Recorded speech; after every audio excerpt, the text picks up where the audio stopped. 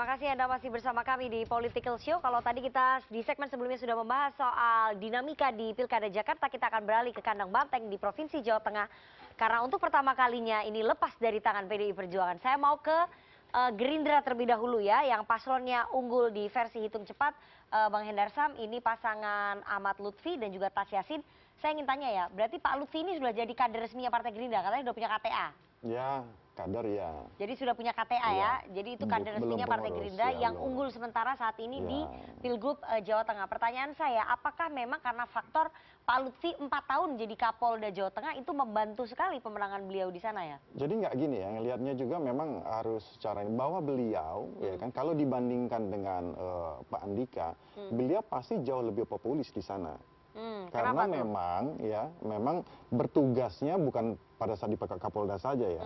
Pada saat beliau di Kapolda memang dia bertugas kan menjadi Wakapolres Solo ya, dulu. dan lain sebagainya seperti itu. Jadi memang dia lebih populis. Oke. Tentunya itu tinggal tingkat kepopulerannya itu tinggal ditingkatkan lagi menjadi elektabilitas kan seperti itu saja kan. Kerjanya cuma ya aku udah punya jaringan dan lain sebagainya. Tapi jaringan jangan disebut lingkaran yang lain-lain ya. Maksud Saya kan nggak bilang itu. Ya enggak, ini kan Anda malah memancing sendiri. Saya juga udah punya jaringan. Jaringan bisa macam-macam. Artinya kan seperti itu kan. Kalau kita bicara jaringan, Banteng lebih punya jaringan di sana.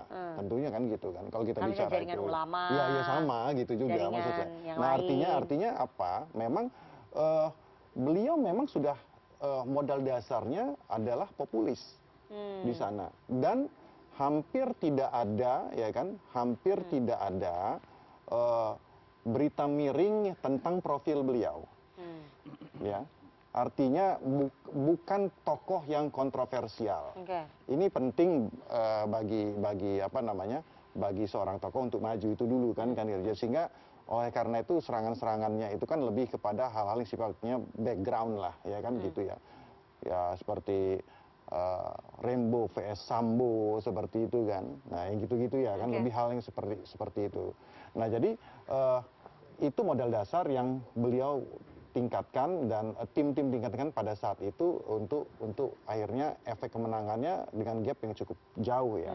Sejarah juga bahwa akhirnya kandang banteng bisa dikuasai oleh Lutfi ya, oleh Lutfi, dan itu ya evaluasi juga lah ya, bahwa kita juga tidak boleh jumawa. Tentunya tadi Bang Adian sudah bicara bahwa tim hukum akan bekerja dan mudah-mudahan kita juga sudah siapkan juga segala infrastruktur hukumnya untuk menghadapi apabila ada gugatan di MK. Tapi faktor beliau berasal dari institusi Polri, menjadi Kapolda 4 tahun di sana itu sangat membantu nggak sih? Yang membantu secara popularitas sudah pasti lah. Secara popularitas sudah pasti.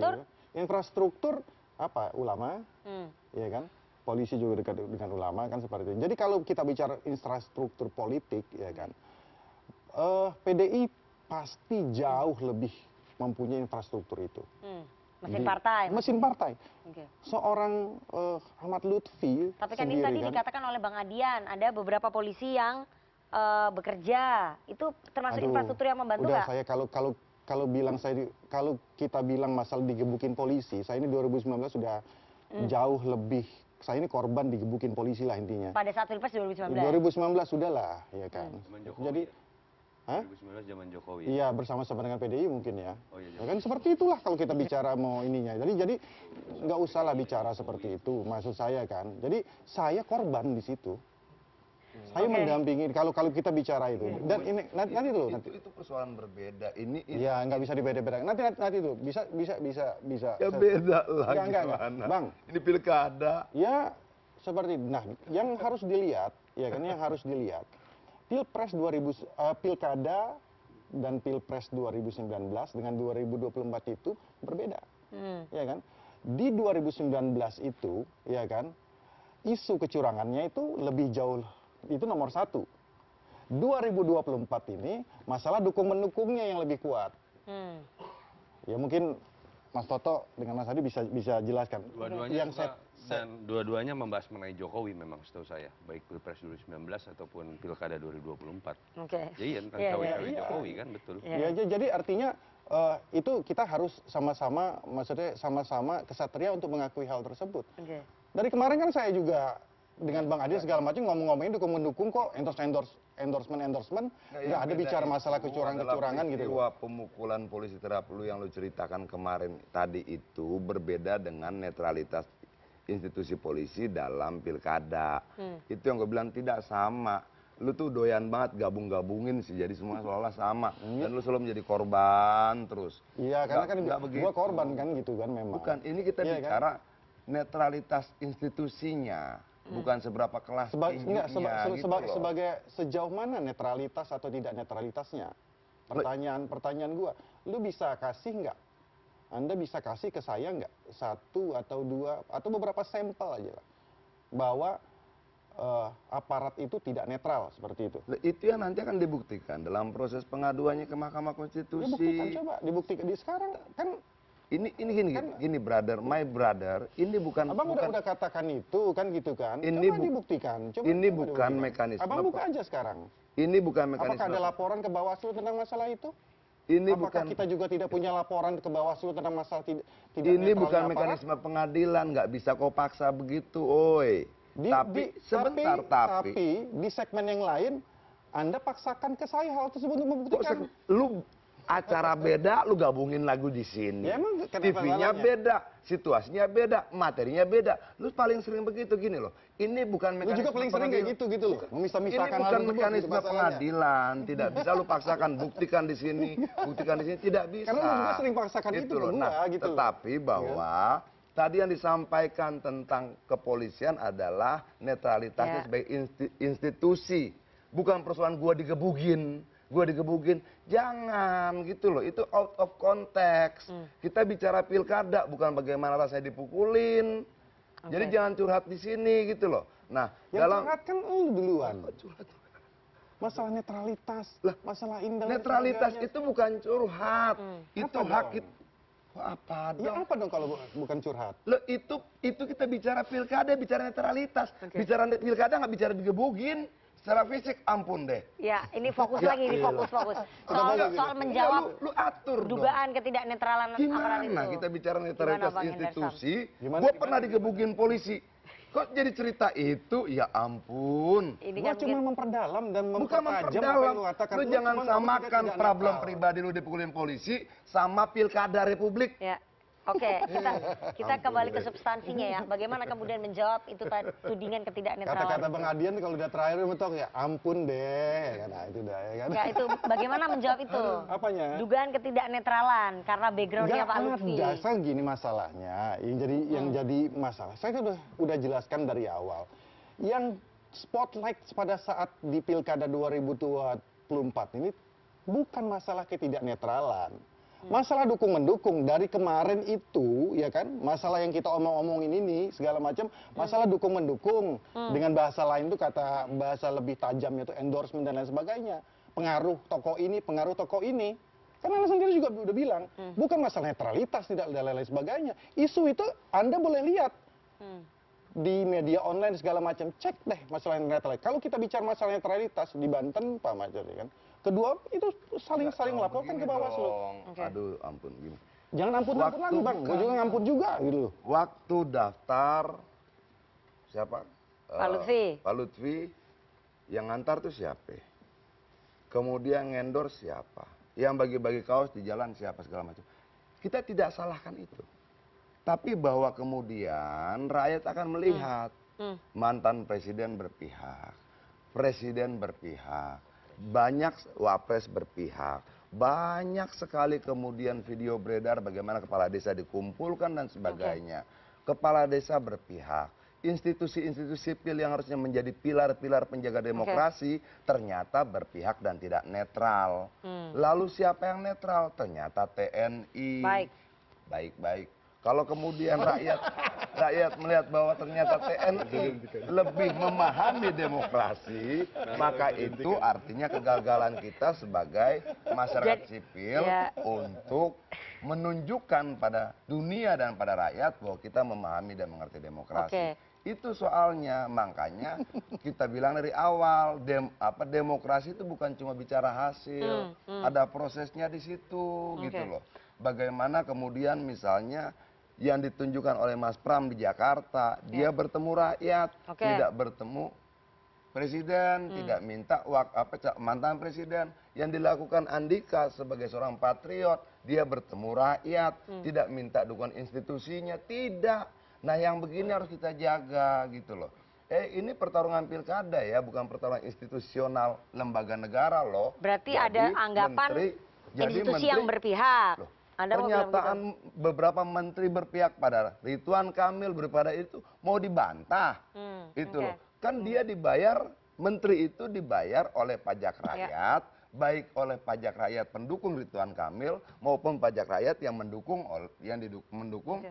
Pramono Anung gitu loh. Kalau begitu jangan berpihak. Presiden juga dibayar seperti itu. Jangan berpihak gitu loh. Itu yang diharapkan itu akan mempengaruhi infrastruktur di bawahnya begitu. Itu yang kita harapkan dalam membangun tatanan demokrasi yang sehat. Demokrasi tidak cuma prosedural, ada pemilu, ada pilkada. Ini negara demokratis tidak. Demokrasi itu esensinya, bukan prosedurnya, bukan tanggal-tanggalnya, bukan hasilnya, tapi prosesnya. Proses ini harus kita jaga. Oi, kamu menteri, udah urus rumah rakyat, urus makan rakyat, urus yang lain. Ini pertarungannya bukan pertarungan menteri gitu. Baik, saya mau ke Bang Doli ya. Bang Doli, ada dugaan itu tadi ya. Ini kan pasangan Ahmad Lutfi dan juga Tas Yassin didukung oleh Kim Plus. Ternyata Golkar juga ikut mendukung ya di situ ya. Nah, ada dugaan ketidaknetralan yang dilakukan oleh ya dari atas sampai ke bawah begitu yang tadi disebutkan oleh Bang Adian. Ya memang tadi kita sepakat sebetulnya situasi dinamika di setiap daerah itu berbeda. Tetapi yang harus kita pahami yang sama itu adalah at the end rakyat yang menentukan. Ini untuk Jawa Tengah nih. Ya sama di semua daerah ini kan pada akhirnya kan pilihan itu yang menentukan adalah rakyat. Nah sekarang kalau kita bandingkan misalnya Jakarta sama Jawa Tengah ya situasinya berbeda kan. Nah jangan kemudian situasi yang berbeda itu disimpulkan kalau kita kalah di sini, di situ ada institusi yang tidak netral. Jadi sebenarnya kalau kita bisa lihat ya, udah kita fokus Jawa Tengah aja sekarang. Kenapa Lutfi bisa menang? Ya bisa ya. Pertama, saya kan selalu mengatakan kalau kita menangkan pilkada itu, apakah figur atau tokoh yang dicalonkan itu prominent apa tidak? Dan itu nggak tunggal, nggak bisa kita lihat Lutfi aja. Faktor Tas Yassin itu juga menurut saya cukup kuat. Jawa Tengah itu kan juga banyak pesantren. Dia adalah tokoh ulama yang sangat karismatik di Jawa Tengah. Pernah jadi wakil gubernur, mengantarkan sama Ganjar 2 kali menang gitu loh. Pernah menang DPD juga gitu. Nah jadi nggak bisa kemudian kita melihat bahwa itu cuma hanya faktor Pak Lutfi saja. Nah sementara Pak Lutfi memang juga figur yang cukup kuat. Tadi 4 tahun jadi Kapolda. Pernah jadi Wakapolres Solo. Beredar di sana. Jadi akhirnya dia memang tokoh yang sangat populer, dikenal di sana. Sudah banyaklah, sedikit banyak prestasi yang sudah dia bangun. Nah jadi kita lihat itunya saja. Nah kemudian ditambah lagi dengan endorsement, dukungan dari partai politik. Nah yang ketiga endorsement. Endorsement. Gitu loh. Nah ini yang tadi saya katakan. Oleh Gibran. Di endorsement itu nggak ada persoalan. Sama juga kan orang juga tahu kok Pak Andika ditung sama Ibu Mega kan gitu loh. Sama aja nggak ada bedanya juga. Tapi kan ini kan Dan Pak Mas Gibran gitu kan wapres. Ya sama ya. Pak Prabowo kan juga bikin video itu kan akan dikhawatirkan akan membuat bias infrastruktur di bawahnya, ASN di bawahnya. Tadi kalau dibandingkan kenapa di Jakarta nggak dibicarakan itu?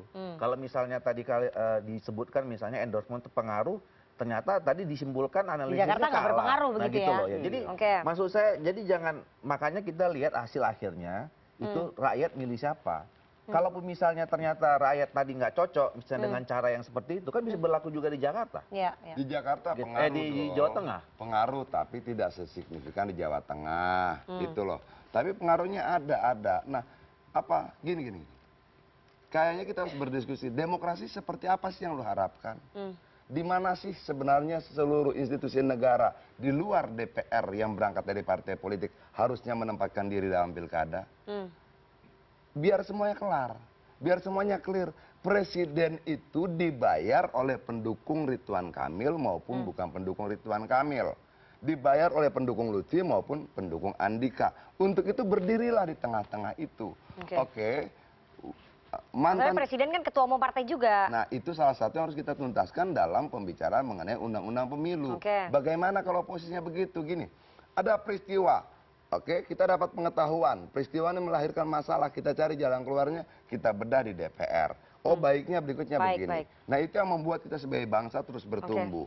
Tapi ketika kemudian menterinya berpihak, kemudian utusan presidennya berpihak, ini artinya negaranya, pemerintahnya sudah berpihak. Oke, saya ingin tanya ya Bang ya, apakah dengan keperpihakan esensi demokrasi itu adalah keputusan dari rakyat. Jadi kalaupun misalnya mantan presiden atau siapapun ya, kalau rakyatnya nggak berkenan, ya nggak juga. Sama tuh antara Jakarta dengan Jawa Tengah. Makanya kemudian kita dikatakan bahwa demokrasi tidak hasil. Bagaimana rakyat memilih?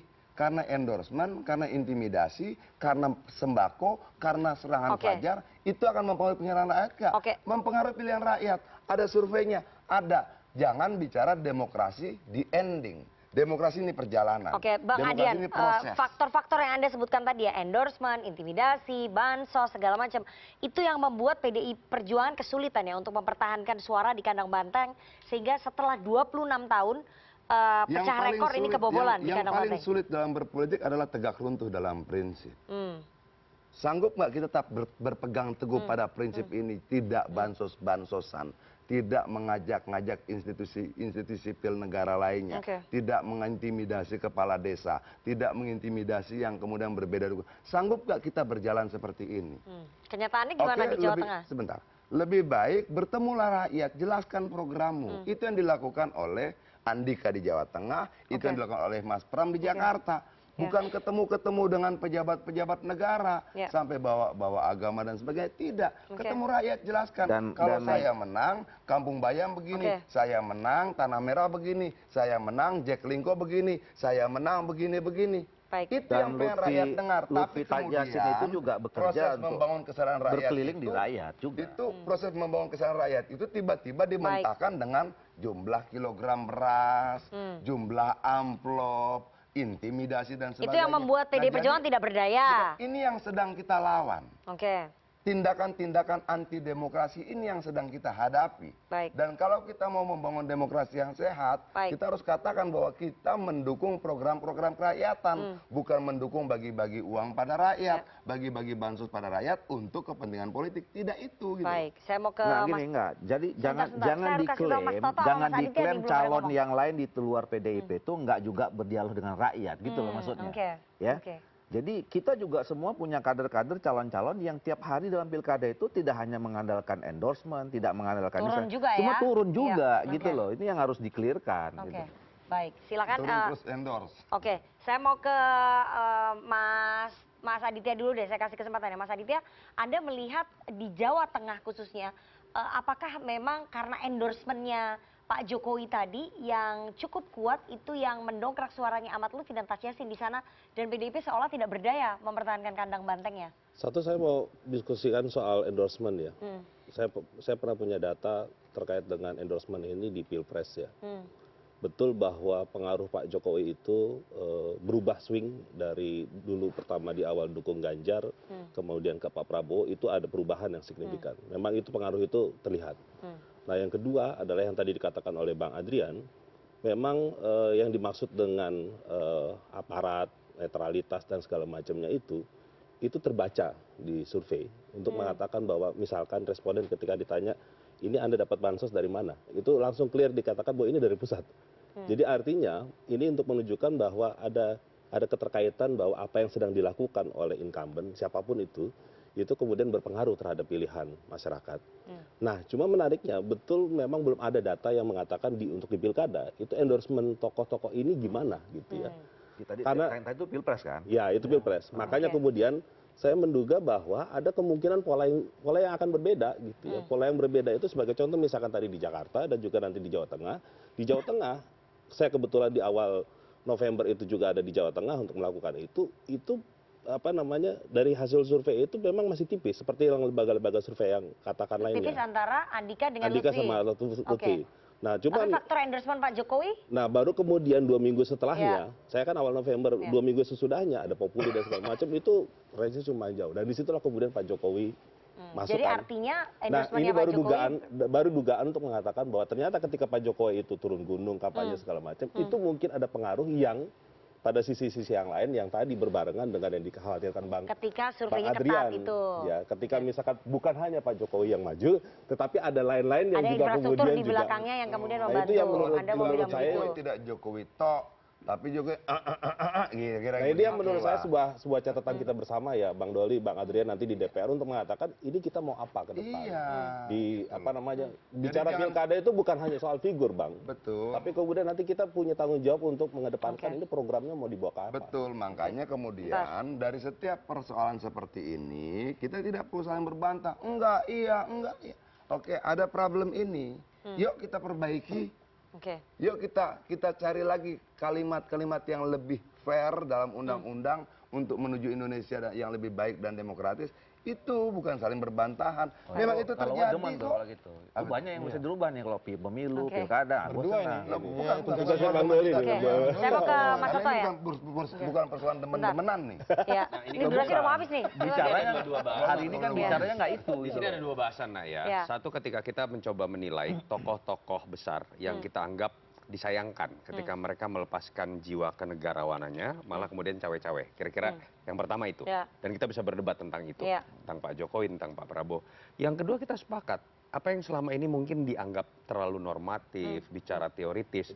Mungkin saya, Mas Aditya, hal-hal yang selama ini kita anggap bermasalah sekali secara sistem dan tidak diatur dengan serius dalam aturan undang-undang, pemahaman teman-teman partai politik, berbuah pada hal-hal perdebatan seperti ini. Termasuk nggak ada efek jerak. Betul. Contoh, Nana, kenapa kita selalu ributin sih? Berkacalah pada negara maju dengan sistem presidensial yang sama-sama menganut sistem presidensial. Yang namanya presiden itu tidak ketua umum partai lagi. Ya. Sehingga tidak terjadi hal-hal seperti ini. Presiden lagi ngurusin hal-hal yang seharusnya terkait dengan kepentingan masyarakat Tapi Pak banyak. Jokowi bukan ketua umum partai loh. Saya lagi berbicara Pak Prabowo. Oke. Yang kemudian dikeluarkan suratnya. Orang bingung. Lalu alasannya karena ini kan juga ketua umum partai. Artinya ada problem secara sistem di situ yang kita biarkan. Dan kemudian menjadi dalih Baik. gitu misalnya.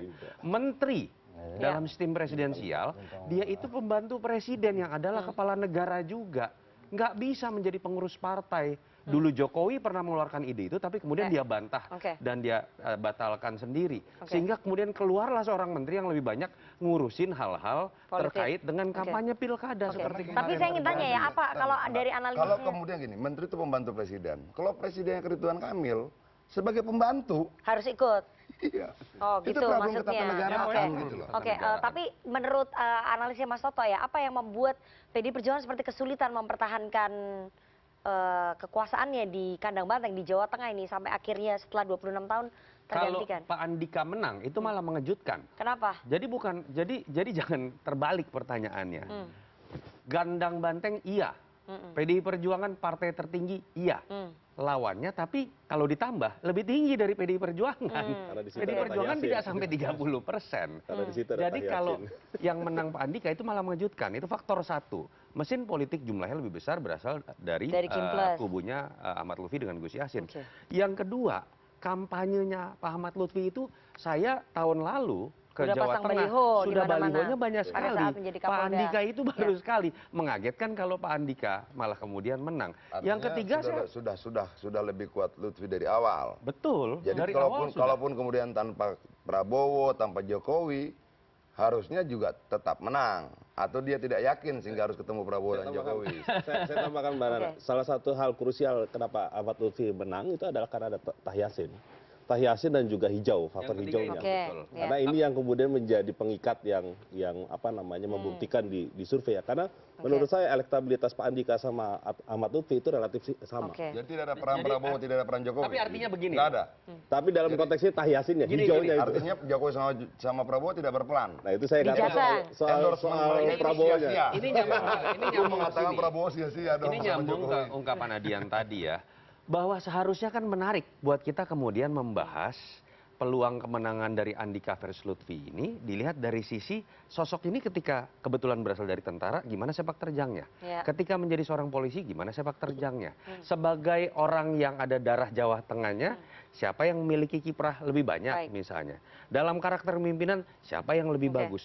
problem utama adalah kalau kita langsung mengkotak-kotakan ini menjadi kubu tertentu. Ya. Sehingga perdebatan yang utama terkait dengan variabel kepemimpinan jadi hilang. Mau pilih Jokowi apa Mega? Itu yang menurut saya nggak sehat dari awal. Makanya yang membuat stiker-stiker itu menurut saya Ya. sampah demokrasi. Yang kemudian menihilkan peran orang yang sudah punya personal Ya. branding, berkampanye program, lalu kemudian didikotomikan dan digeneralisasi hanya Jadi dengan cara orangnya siapa, seperti orangnya itu. siapa. Betul. Oke, baik. Nanti kita akan tanya ke teman-teman mahasiswa bagaimana tanggapan mereka terhadap hasil hitung cepat di beberapa wilayah, terutama di DKI Jakarta. Tapi kita harus jeda terlebih dahulu, jangan kemana-mana, tetap bersama kami di Political Show.